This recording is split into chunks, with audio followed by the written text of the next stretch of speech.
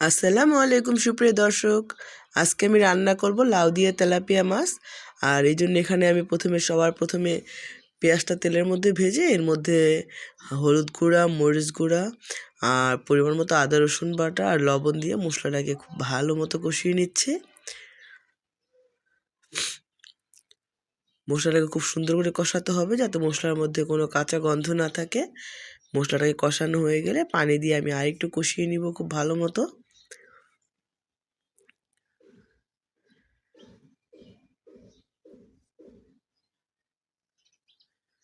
মশলাটা সুন্দর মতো কষানো হয়ে গেলে এর মধ্যে আগে থেকে ফালি করে কেটে রাখা লাউগুলো আমি দিয়ে নিচ্ছি।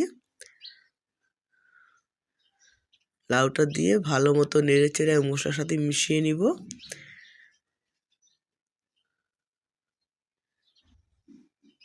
আর এটা ঢাকনা দিয়ে রান্না করব আমি 2-3 মিনিটের মতো। আর এইদিকে আমি আরেকটা কড়াইতে তেল গরম করে তেলাপিয়া মাছগুলোকে খুব ভালো মতো ভেজে নিচ্ছি। আমি এখানে লবণ, হলুদ, মরিচ দিয়ে মাছটাকে আগে ম্যারিনেট করে রেখেছিলাম।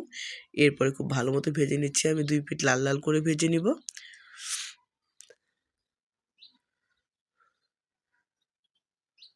এদিকে মাছটা ভাজা হতে থাক আর আমি এই পাশে লাউটাকে দেখে নিচ্ছি একটু। এখন লাউয়ের মধ্যে আমি 1/2 কাপ পরিমাণ গরম পানি দিয়ে নিলাম, দিয়ে এখন খুব ভালো মতো নেড়ে নিব। এখন লাউটা যখন নরম হয়ে এসছে আমি এর মধ্যে কয়েকটা কাঁচামরিচ দিয়ে নিলাম আর দিয়ে নিলাম অর্ধেকটা পরিমাণ বোম্বাই মরিচ। এটা অপশনাল, আপনারা চাইলে নাও দিতে পারেন।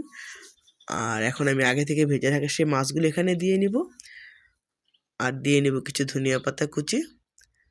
ধনিয়া পাতা কুচিটা দিয়ে আমি 2-1 মিনিটের মতো জাল করে তরকারিটাকে নামিয়ে নিব আর নামিয়ে নিয়ে পরিবেশন করব লাউ দিয়ে তেলাপিয়া মাছের মজার ঝোল। আল্লাহ হাফেজ।